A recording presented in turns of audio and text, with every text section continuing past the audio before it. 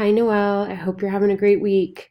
You may hear a cat purring in the background. That is my cat Kubi, who has decided to be with us today and help me give feedback on these poems. So I hope it's not too much of a distraction.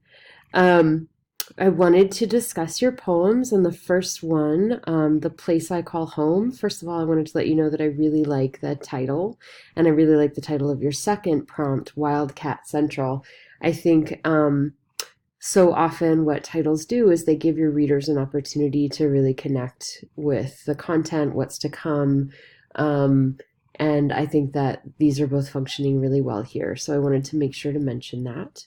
The place that I call home, you asked specifically if you should add more imagery to your poem. And I think I would really enjoy that. I like the way that you are discussing the golf course as part of your community, the golf balls that land everywhere against the side of homes. But when you talk about children playing in the street and that there are playgrounds are everywhere for children to play, why not include some sensory detail about what you hear? Do you hear children laughing? Do you hear children crying? What other sounds do you hear on the playgrounds? And the same with the pool, right? And then you discuss loud neighbors who steal parking spots.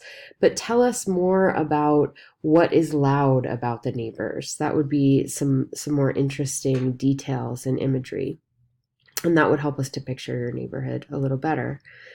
Um, Downtown Tucson. So I think that this poem, similarly, you ask, should I add more detail? And I do think that you should add more detail.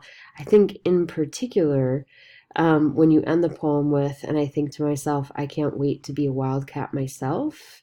I want to hear more about that. I want to know what is drawing you to become a wildcat.